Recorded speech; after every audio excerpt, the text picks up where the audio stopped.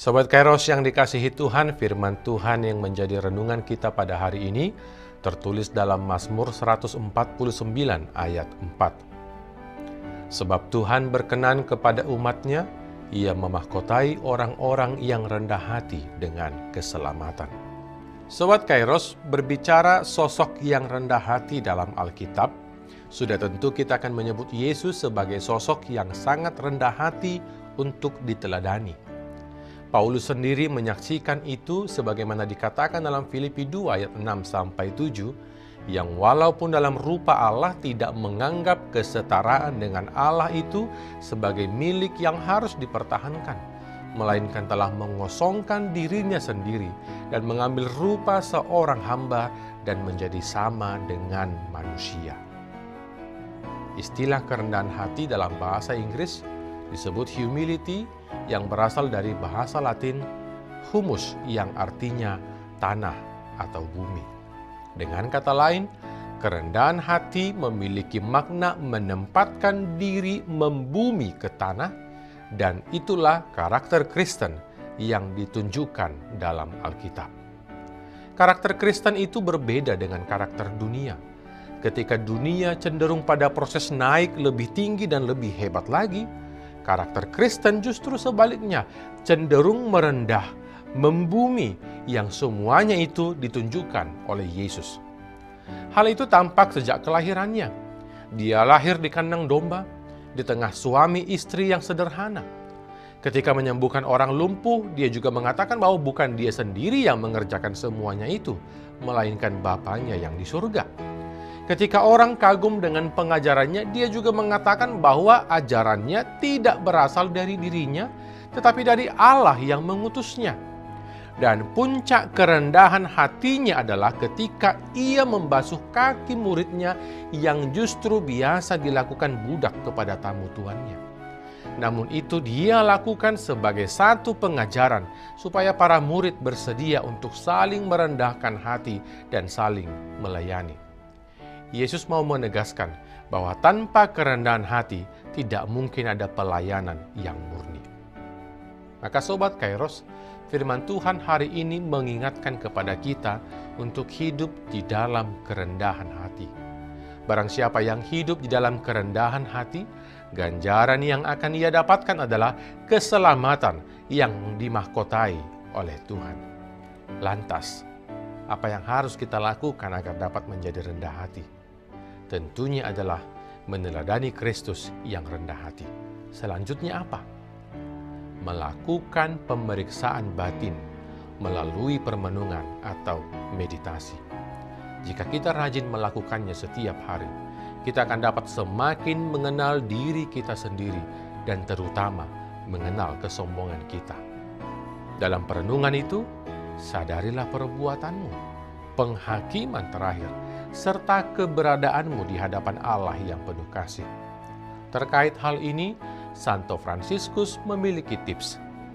Ia mengatakan, ketika engkau bermeditasi, renungkanlah betapa besar kasih yang Tuhan sudah berikan kepadamu dan berapa banyak dosa yang sudah engkau perbuat melawan Dia. Dan saat engkau menghitung dosamu, hitung jugalah belas kasihan-Nya.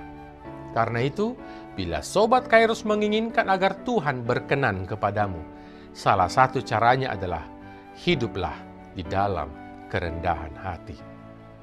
Selamat beraktivitas Sobat Kairos, Tuhan Yesus memberkati. Amin.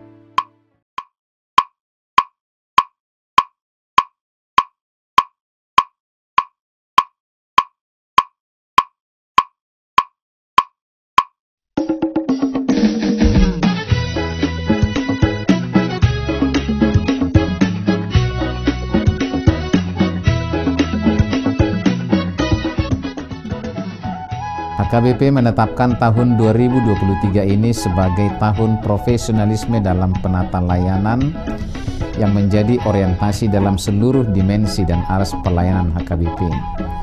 Orientasi pelayanan ini adalah sebagai upaya menunaikan panggilan gereja secara profesional dengan terang tema, kerjakanlah keselamatanmu dengan takut dan gentar, dari Filipi 2 ayat 12, dan subtema mewujudkan penata layanan Hajuara Bagason yang profesional di tengah-tengah gereja dan masyarakat demi pelayanan jemaat dan penata layanan keuangan untuk menjadi gereja lebih mandiri, berkeadilan, bersukacita, dan meneladani Kristus.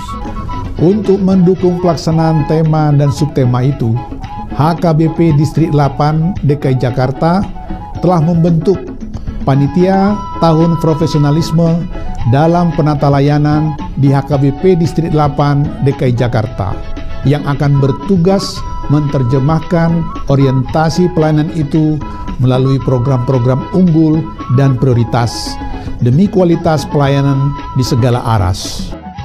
Program unggulan dan prioritas didesain dalam bentuk pembinaan, pelatihan, pendampingan, hingga penguatan bagi para pelayan tahbisan, pelayan non-tahbisan, dan seluruh warga jemaat. Sehingga melalui program tersebut akan tercipta penata layanan menuju aktivitas gereja yang kokoh dan solid melaksanakan tugas panggilannya dalam dimensi koinonia, marturia, dan diakonia yang penuh dedikasi dan tanggung jawab. Profesionalisme dalam penata layanan bukan hanya menyangkut kemampuan tata kelola dan manajemen administrasi dan keuangan, namun juga akan menyasar penguatan interaksi dan relasi yang saling peduli dan saling melayani di tengah kehidupan warga HKBP.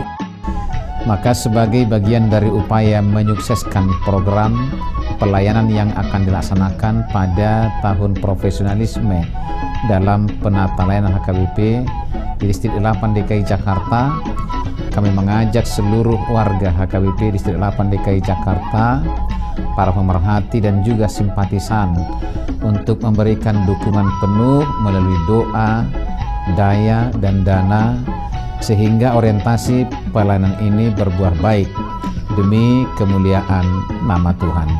Tuhan Yesus memberkati kita semuanya. Horas, horas, horas.